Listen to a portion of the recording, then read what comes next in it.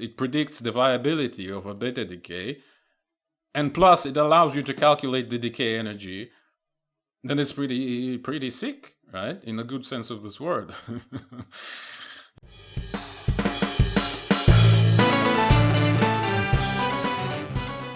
Greetings, this is Eugene the Philosopher, the greatest living philosopher after the unfortunate passing of Quentin Robert de Nameland, who has been the greatest living philosopher before me. Yet another scientific paper that we shall consider today. This time it's not going to be about the information theory, but rather about the nature of neutron. What is neutron made of, at least supposedly, huh? Are you curious enough already? Well, let's take a look. So I propose to start our discussion with actually talking about the term binding energy, okay? Because it will be very important to what we're going to be talking about in the paper itself. So if we consider, and I know, mad skills and stuff, but regardless, if we consider a bunch of free particles, right, just roaming around with some kinetic energy, like they're moving and they're not bound, like they're not bound to each other, right? So these are the free particles. So what will happen if they form a structure, right? If they become no longer free anymore, the energy will be released, okay? And this energy is exactly what we call a binding energy. So really the term is kind of misleading in the sense that in reality, what binding energy is sort of like a depth in energy. So this structure lacks the energy in the sense that you need to add this energy back in order to make these particles free. So basically it can go both ways, right, this reaction. So you can take a bound system, you can hit it with this extra energy in the form of a photon, for example, right, and then it will become free. The particles will become free, right? So this extra energy kind of breaks those bonds.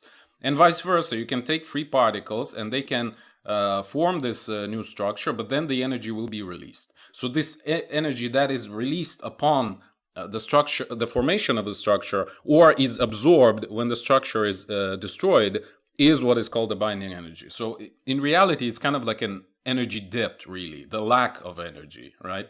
So that's why the term is misleading. So I gave you this mini lecture in order for us to understand what is going on. And now I will actually summarize the paper. The paper itself is here. I will obviously link it in the description so you can read it if you wish. But I want to give you first my own summary. This is how I understood what is written here, okay? So in my opinion, and I actually haven't been able to confirm it from the authors, like I wrote to Edo. I actually know those people personally, so I can communicate to them pretty quickly. But anyway, I haven't got a response yet. But anyway, so this is my take on the point of the paper, okay? So in the current formulation of nuclear physics, where we have a binding energy that we just talked about of protons and neutrons in the nucleus being equal to mass defect, what mass defect really is that well, you can also take you can also say that this energy is equals to mc squared, right? So some mass is being lost because some energy is being released, right? So this extra mass kind of flies away with a piece of energy, basically. So the structure has less mass than the sum of the elements of this structure, because when the structure is formed, this energy leaves, and this is equivalent to loss of some mass, right? This is the idea. So we assume currently in the current nuclear physics that the binding energy of protons and neutrons is equal to mass defect. So it's exactly what I've shown here, right? However, beta decays in this formulation are seemingly ignoring the energy considerations. We'll take a look at some examples from the paper, and thus cannot be straightforwardly predicted from this kind of framework that we have in the current nuclear physics, right? So what the paper proposes is to introduce a new value called the new mass defect, or NMD, and to calculate it, we have to assume within the framework of this paper, right, that the neutron is basically just a proton plus electron and plus this amount of extra energy or mass, if you wish, okay? So then if we subtract this value of 0.78 mega electron volts per neutron from total binding energy of the nucleus, we get this NMD value. And why do we need this new value is because Well, first of all, it's obviously not going to be equal to binding energy anymore, because again, we get it by subtracting these values from binding energy.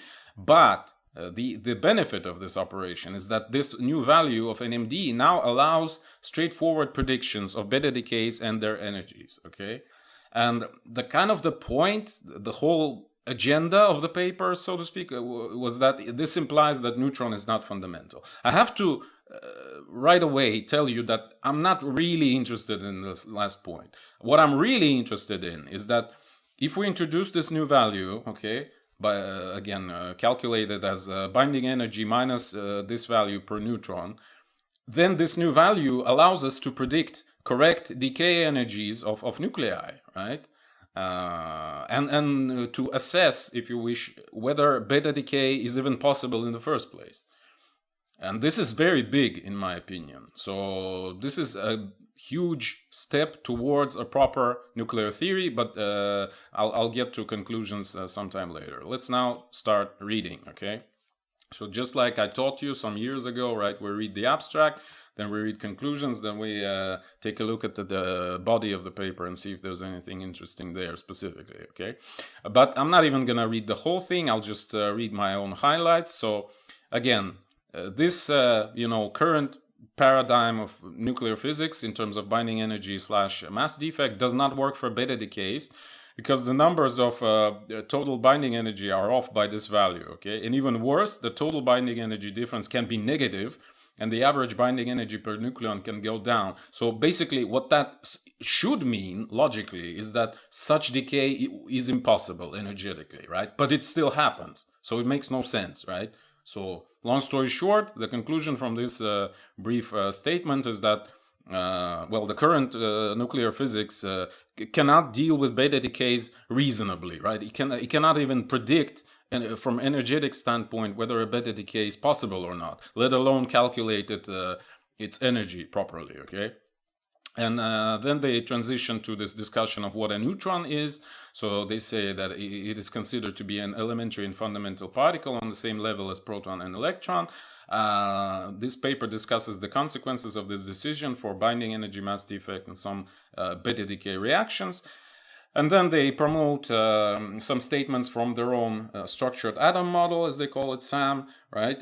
And they say that within SAM, neutron is not a fundamental particle on the same level as the proton and the electron, but rather a proton-electron composite, I don't know how you stress this, which means a very closely bound system of two particles, right? And this has consequences for the determination of the mass defect and the equivalence of binding energy and mass defect. Specifically, that they're not equivalent, okay? That's kind of the idea. All right, so let's take a look. Well, first of all, let's probably talk about this sometime later. The paper looks very long, but actually like half of it is an appendix, as you can see. Like they're recalculating the decay energies properly, right? The paper itself is like 12 pages long or something to that effect. So where's the conclusions? There they are. So we found that if we assume that neutron is a fundamental particle on the level of proton, we kind of mask, as the current nuclear physics does, I have to add, this kind of masks the difference between total binding energy and mass defect, which is, again, this value times the number of inner electrons. By inner electrons, they mean neutrons, essentially, right? So in their framework of SAM, a neutron is a closely bound system of a proton and electron, right? And plus this energy, where is it? This energy, 782 mega electron volts. So when we apply this new value of new mass defect instead of binding energy to nuclear reactions involving electrons, specifically beta type decays, we find that inconsistencies in the current model vanish. So long story short, we can calculate stuff finally from, I wouldn't say first principles, but from this principle, if you wish, okay?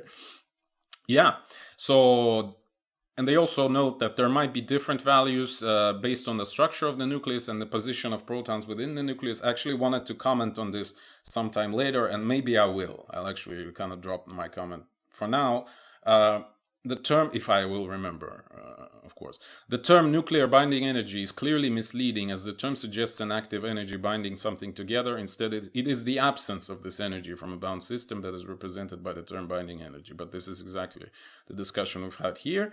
And in a structured atom model, the inner electron mass or energy gain is no longer hidden inside the supposedly fundamental neutron.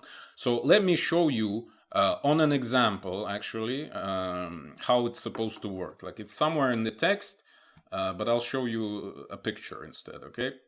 So this is a deuterium nucleus, okay? So proton and a neutron, a bound system. And if you hit it with 2.2 mega electron volts, again, like a gamma ray, a gamma photon with this energy, then it dissolves, right? It disintegrates into a proton and a neutron. And this neutron is then decays. Again, this is what is called a beta decay. So neutron, beta minus specifically, where neutron is turning into a new proton plus electron, and plus it emits this amount of energy. I mean, it's not really emitted, but rather electron usually takes this energy, okay? And plus there's also a neutrino, but they say, well, we don't care about neutrinos, and I actually agree with them. Like, in this framework, it doesn't really matter whether we look at neutrinos or not. Like, nobody cares, long story short. Anti-neutrino, actually, in this case.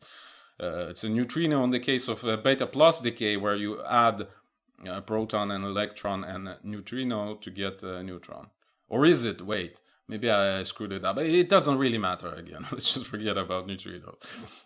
So what are we doing here is we're saying, and it can work backwards as well, right? So you can take a proton and electron, and if you donate this energy to them, they can form a neutron. So this picture, like the problem with this picture and why the whole shebang even started to begin with, is that you can see that usually when structures are formed, the energy is emitted. But when neutron is formed, you have to give it energy, which is very weird, right? So this is kind of one of the points why the authors argue that neutron is not even a particle in the first place, right?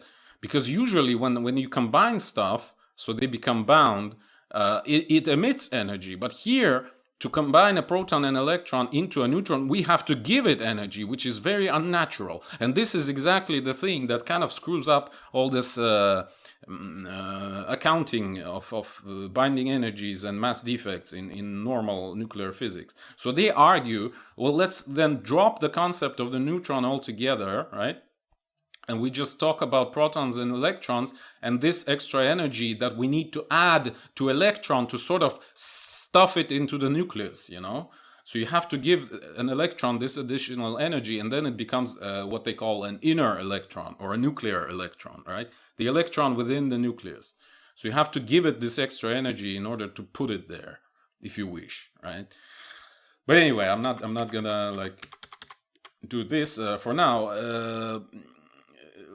I wanted to get to their point, okay? So if we take this extra energy into account, so this is usually what is understood by binding energy of a deuteron, right? It's exactly how we talked about previously. It's the amount of energy you kind of need to donate to deuteron to crash it like into parts, right? To break it apart. So this is what is usually called the binding energy. And in regular nuclear physics, they just say, well, it's equal to mass defect of deuteron, right? So this is the amount of energy that kind of flies away when the structure is formed. So this structure has this energy, this amount of mass specifically, less than a free proton plus a free neutron. However, what the authors introduce in their paper is this new value called new mass defect, which is equal to the difference between this energy and this energy. Because their reasoning is that, okay, we need to give a deuteron 2.2 MeV of energy to break it apart, okay? But then we get a proton and the neutron also falls apart itself, like naturally, right? Spontaneously. And then when it falls apart, it releases this energy that was previously stuffed into it when it was forming, right? So what it means effectively is that we've only spent this energy, right? Which is the difference between this and this. So we gave it 2.2, but it gave us back 0.78. So we only, the net, our net expenditure of energy was only 1.44, right? And this is what they call the new mass defect. So they say, really, deuterium, yes, it has the binding energy of 2.2 MeV, but it's no longer equal to mass defect. We now say that it has the mass defect of 1.44. Okay?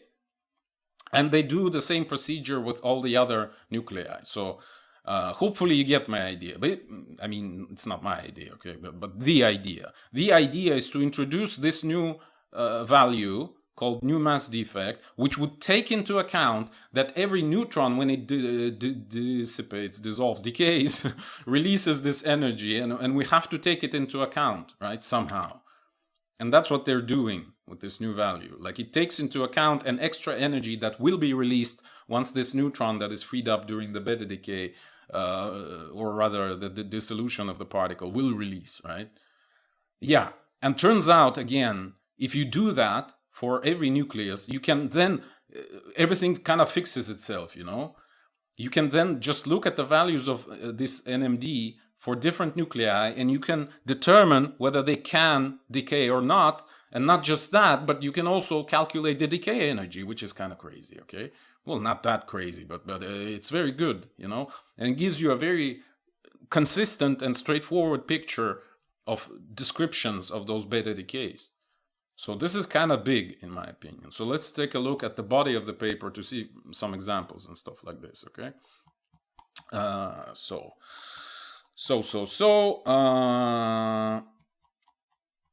Actually, I don't have anything highlighted here, but I mean, there are the definitions. We've talked about this, right? The discussion of what we also talked about, those processes of decay and forming the structure. Like, for example, right? Look at carbon-14, the famous isotope that is used for dating of organic stuff, right? And nitrogen-14. So carbon-14 actually decays into nitrogen-14 through beta decay. I have to actually say, I haven't noted it previously, that alpha decays are okay. Like, modern nuclear physics formulation works fine for alpha decays, but it does not work fine for beta decays. And this is a perfect example where in carbon-14, now in case you don't know, so carbon has...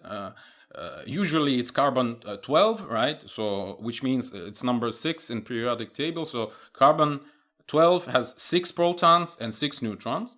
But carbon 14, it's still carbon, so it still has 6 protons. But it has, since it's 14, it has 8 neutrons, right? And it's unstable. Like, it decays naturally into nitrogen 14, which will have 7 protons and 7 neutrons, right? So basically, in carbon 14, one of the neutrons turns into a proton, and you get nitrogen 14. So this is a classic example of exactly this type of beta decay, when this neutron turns into this, right? Into a proton plus electron plus some energy.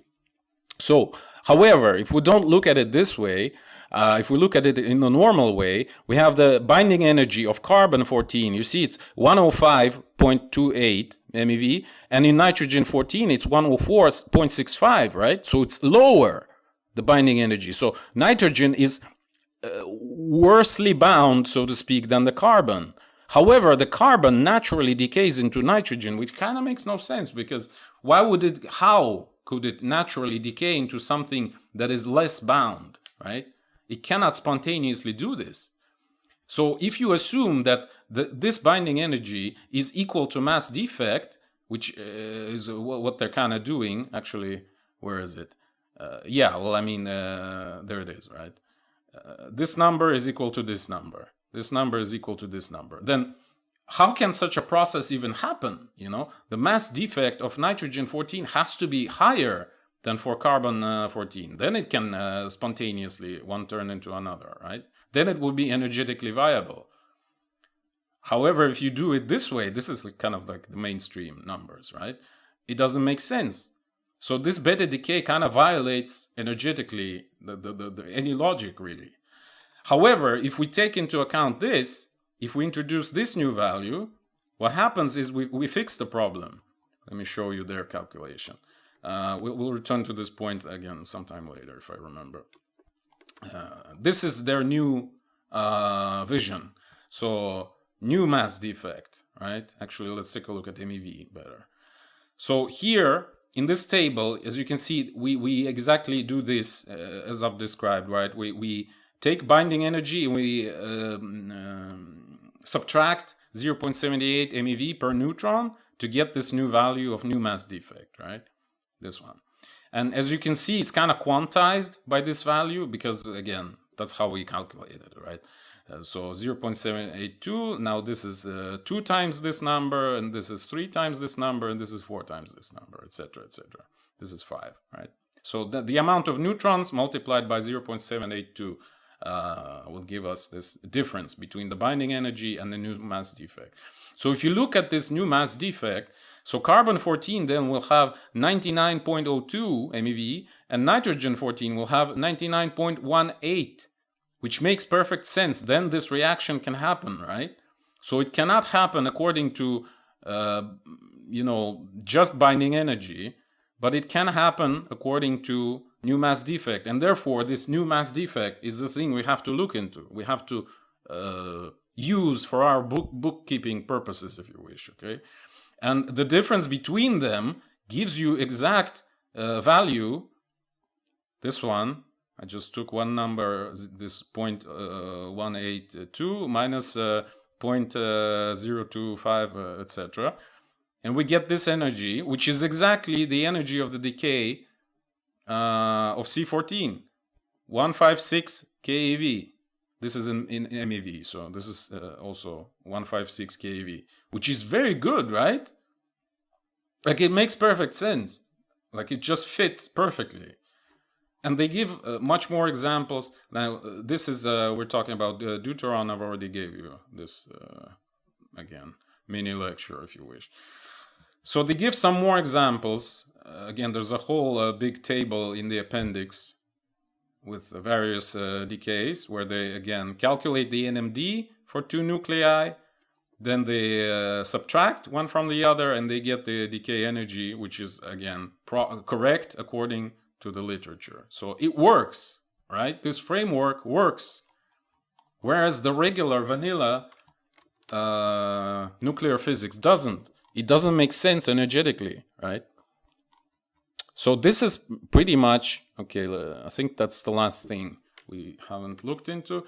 So yeah, strange beta decay cases of the total binding energy difference becoming negative, in regular nuclear physics, right? But instead we now look at the difference of this NMD values, and they give us not just the correct assessment of whether a decay is possible or not, but we can even calculate the precisely calculate the decay energy, which is great, right?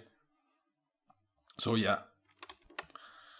Well, now let's talk about this a little bit. So there were 2 things that I still remember. Well, first of all, I would propose to the authors, though I haven't yet, but I would propose, I mean, I'm obviously sending them this video whenever I will upload it to YouTube, to call it not new mass defect, but maybe something like a proper mass defect, because it sounds more serious and it sounds more angry, if you wish, right? So we actually did a proper, like, we need to properly calculate the mass defect, right?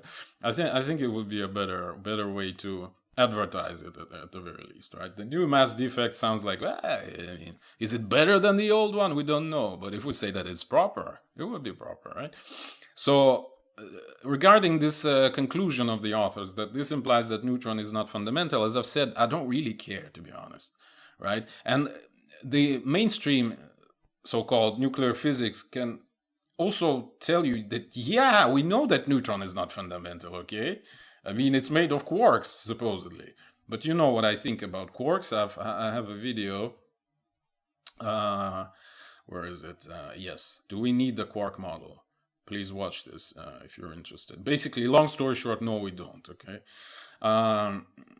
So yeah, they'll say, yeah, duh, I mean, neutron is not fundamental, sure, but so what, you know? Yeah, so how I would propose you to look at it is basically, yes, we have all this huge, gigantic array of experimental data in nuclear physics, such as, again, measurement of decay energies and stuff. But in order to get to a proper theory of nuclear physics, I guess, Basically, long story short, I claim that there is no nuclear theory. Okay, and by the way, I have a couple of videos again on structure of elementary particles. Like this is about Kyriakos' theory, this is about Burtaev's theory. So take a look if you're interested, where we talk about all those problems quite a lot. So good model of atomic nuclei, phenomenology of elementary particles, and better theory of elementary particles. So I would claim there is no nuclear theory, right? Even Burtaev calls his theory, if you wish, phenomenology, right? So we have to go through this phenomenological stage where we assemble all the results from experiments. We basically catalog them, right? And we propose some nomenclature. And only with this solidified, we can get to a good theory. I actually claim that maybe there is a nuclear theory, but it's still classified, which would kind of make sense militarily / politically, but I don't know, obviously. I don't have any insider information of this sort, right? What is present in the public domain, you can't call a nuclear theory. It's just BS mostly, okay? But this particular paper, it deals with phenomenology, right? It says, well, take a look. If we introduce this new value of new mass defect, or proper, as I would propose to call it, then we get the proper nomenclature, right? That the beta-decays align perfectly with this new value. So this new value must have some physical meaning, if you wish, right? Now, the author's opinion is that the physical meaning is that neutron is not fundamental, but I don't really care, as I've said, right? What I care about is that it actually works, you know, in quotation marks at the very least. And it's very useful and it's very instrumental. And that's why I think it should be used, okay? Long story short. However, we're still pretty far away from theory, okay? It's not theory yet. It is on the phenomenological level, but I repeat, it's good. Okay, so it's pretty good that the authors have figured this out, at least this phenomenological point. Yeah, they also, this is one of the points I mentioned somewhere here, that we don't look at anything really theory related here, right? We don't talk about magnetic moments. It's one of the things that I've skipped. Like they mention, we don't discuss quarks, neutrinos. I'm okay with that. Antineutrinos and spin. Well, spin, actually, like if you want to develop an actual theory of how neutron, proton, electron, how they look, how they behave, how they turn into each other, etc., you will have to look at spin, because it's one of the key dynamical characteristics of those particles, right? And the very fact that we have spin means there is some spatiotemporal inner structure to these particles, right? And so obviously, in order to figure out how one turns into another, you will have to look at it. Not just spin, mind you, but also magnetic moments. Because again, it's one of the key spatiotemporal characteristics of any particle is its magnetic moment. Why do I keep saying spatiotemporal? It's because the magnetic moment inherently contains spatial characteristics, such as an area, actually. Now, in case you don't know what a magnetic moment is basically, you see, ampere times meter squared, right? So we have some current enveloping some area, right? So if you multiply the current by area, you get the magnetic moment. And most of these particles have them, magnetic moments. You have a neutron magnetic moment, electron has a magnetic moment, proton has a magnetic moment. So they have some currents in them, right? Encompassing some area. They are not point particles, right? So in order to study their structure, you will have to look at magnetic moments. And they are closely related to spin as well, because again, something is spinning, roughly speaking, right? It's something that carries the current, at the very least. So that's why I keep saying spatiotemporal, because spatial is meter squared, right? And temporal is ampere. What is ampere? It's coulomb per second. So there you have seconds there, right? So it's not just the space, but also time. It's a dynamical structure, an elementary particle, right? This is actually a question. I don't know, nor, if we're being honest, I care at this point. Again, we don't really have a theory yet. However, do they assume in structured atom model that the particles are point-like? I don't know. And do they assume that electron and protons themselves are fundamental is another question that I have. But again, it's kind of irrelevant to discussing this paper specifically, which is not talking about the theory of whether particles are point-like or not, whether they're fundamental or not, but it's mostly about this, and this is, I repeat for like a fifth time, is very good what they found, okay? What they've invented, rather, right? And one last thing is that we'll have to look into deep inelastic scattering experiments to figure out the structures of neutrons and protons specifically. Again, you may look at what Burtaev thinks about, as you can see, the structure of proton and neutron, which is, again, taken from these deep inelastic scattering experiments. And some people, like the authors of this paper, as far as I know, they haven't really looked at it, at the very least, in any close way, okay? And there was some other thing that I've skipped. Let me try to remember where it was, that I wanted to discuss but kind of skipped. Maybe it was at the beginning. Oh yeah, so in Burtaev's theory, or phenomenology as he calls it, he actually says, it's this point, there might be different values based on the structure of the nucleus and positions of protons within the nucleus. So Burtaev actually has this theory, or an idea rather, that even the same nucleus, the same in quotation marks, can have different structure. Like again, a simple example, carbon, right? Carbon-12. We know that chemically, maybe chemically is the wrong word, well, let's say carbon has those different modifications, like there's graphite, there's diamond, right? There's biological carbon, roughly speaking, in those organic polymers and things like that, right? So Burtaev assumes that maybe it's actually different nuclear structures of carbon that are involved in this. But it's just an idea, okay? It's nothing.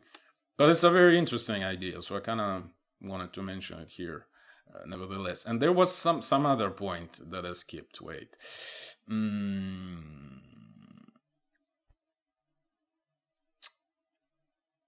yeah, probably it was when we talked about the fundamental character of neutron, and that the mainstream would tell you, yeah, neutron is not fundamental, dude, right?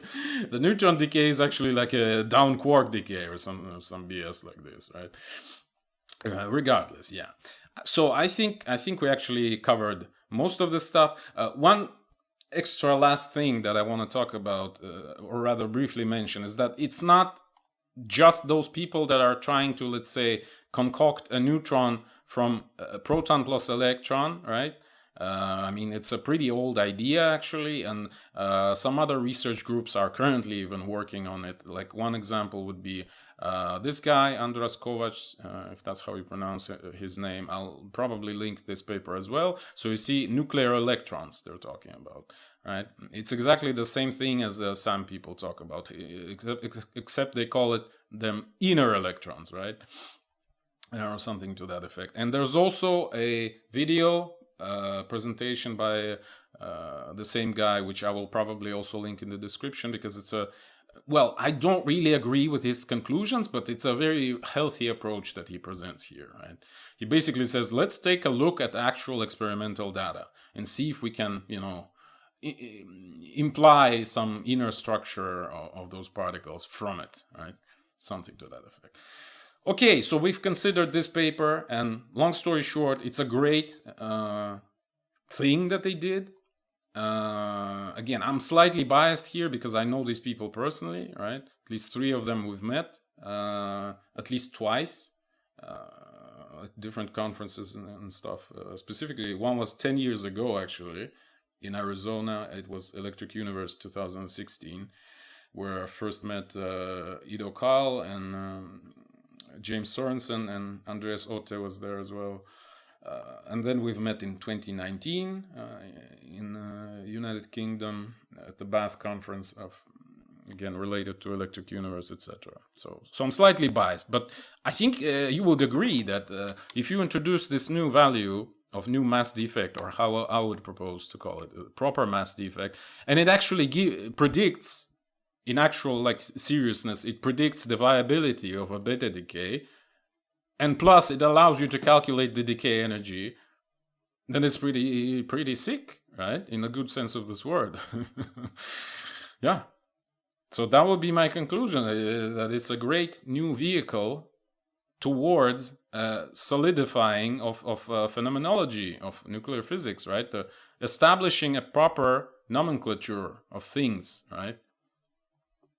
Yeah. Thank you for watching. The eons are closing. If you wish to support me, please consider joining my Patreon. That is patreon.com/philosopher. See the link in the description. Or if you have a scientific theory of your own and you'd like my help in developing it, please join my alternative science coaching program, also available through Patreon.